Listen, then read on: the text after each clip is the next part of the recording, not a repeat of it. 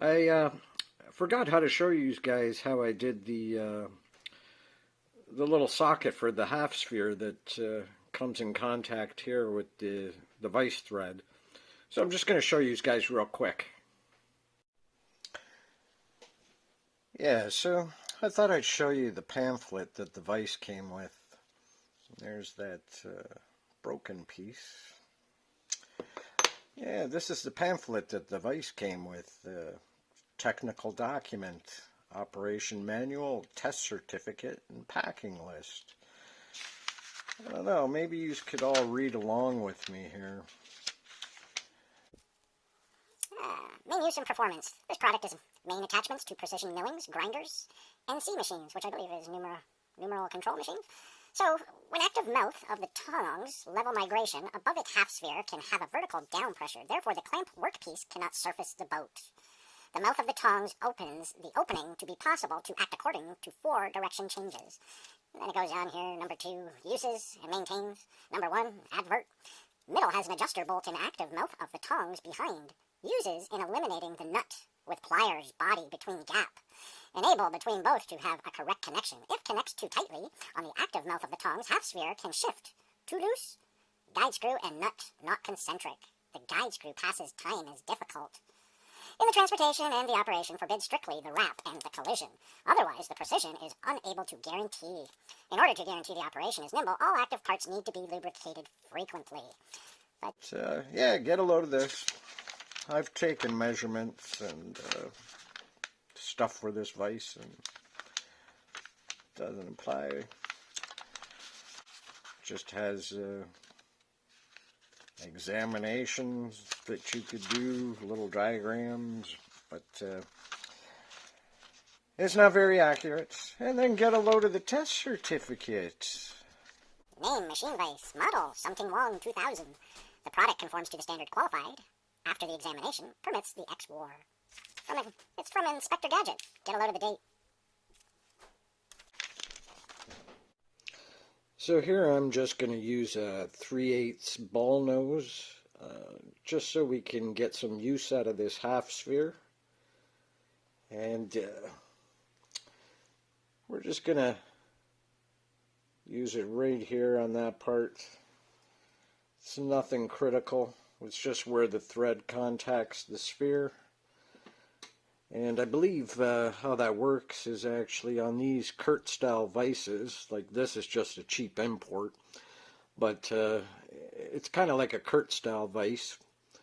And I believe the forward pressure, you actually get, say, if I remember correctly, it's around, say, 2 or 3 pounds in. You get about maybe 1 pound down.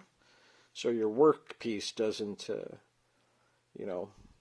tend to buckle up there. But we're gonna use that 3/8 ball nose here.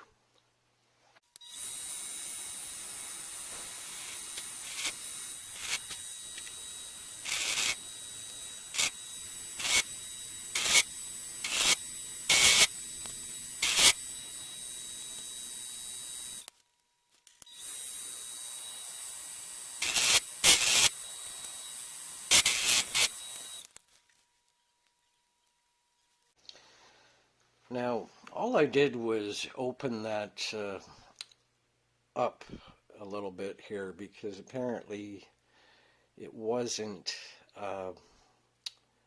necessarily a 3/8 ball nose. So I didn't have, I believe, it would have been a 27/64 size for that socket here, that little spot.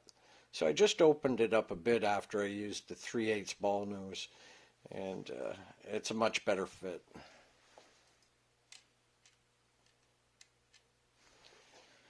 And that's where it should actually sit, like that. So this half sphere can pivot, and I'll smooth it out a bit inside, but it looks good as it is because you're just going to put a little bit of grease in there to hold this sphere. But yeah, worked out all right. So all I did is I just opened it up a little bit bigger with 27/64 drill. Yeah, so that's how these Kurt style vices work here. They got that half sphere that sits in here that comes in contact with this, which I believe it was a 45-degree angle because I did mill that out as 45. Just put that socket in there, and this ball, as you can see, the ball here, it pivots. So when you tighten this up,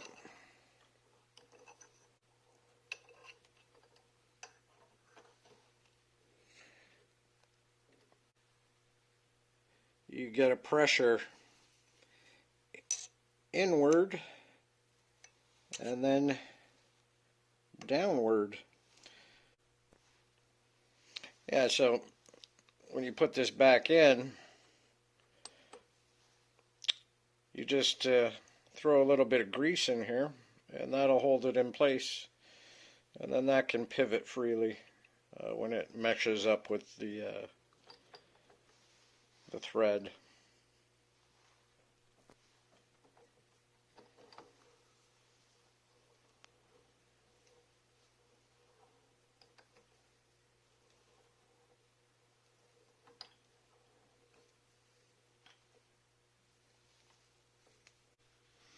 And you can see with that tightened,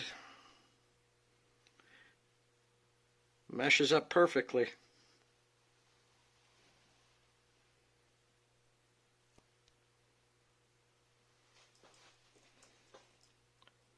I'll probably end up making a back jaw because these ones aren't really squared up too good.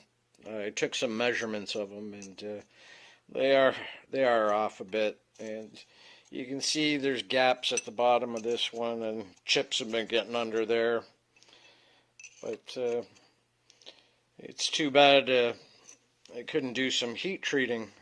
Maybe I could harden the jaws I make here, but I might look into that in the future.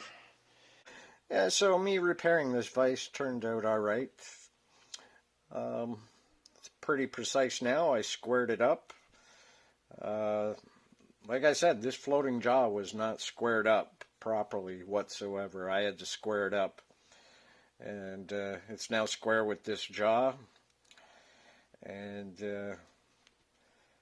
I don't know if you could see in there, but where I milled that out, that ball will just sit in there.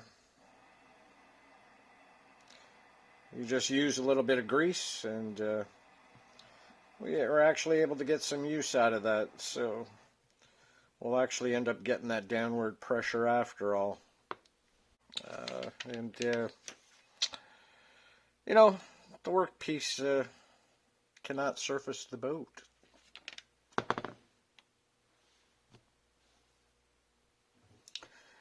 Yeah, so I made this floating jaw that we inserted here a little bit thicker than the original jaw.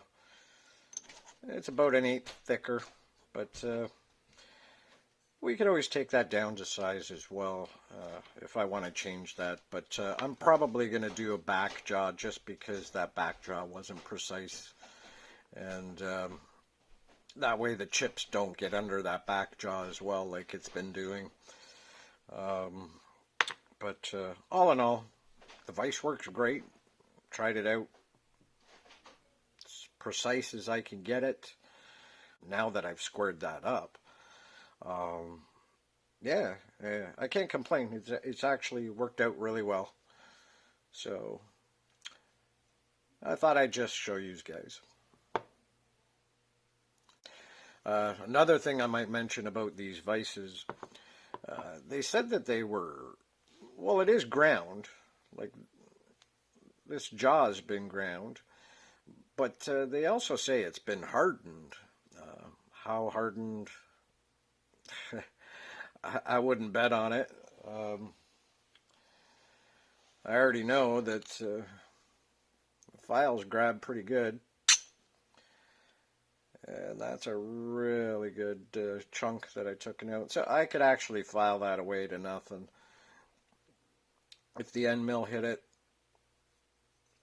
it would just, it would take that right down. So yeah, they're not really hardened.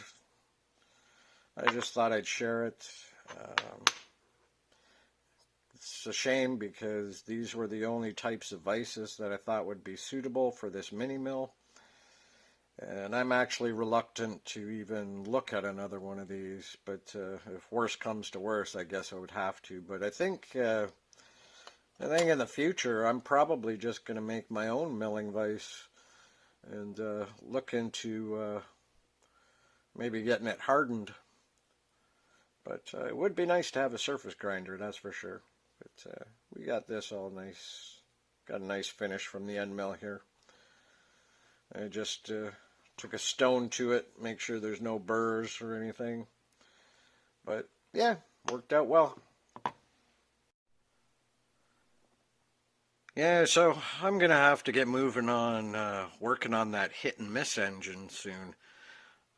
Believe it or not, I'm still looking for brass that's at a decent price.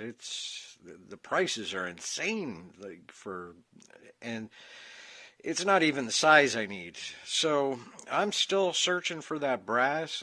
I'm about ready to go take a hacksaw and chop some of those old propane tanks just to get the brass off the valves. But I might have to start on other parts first instead of the bearings. But yeah, I just thought I'd let you guys know that I'm going to be starting on that hit and miss again. So looks like we'll have to start off on a different part. All right, well, thanks for watching, and I hope you guys have a great day. Take care.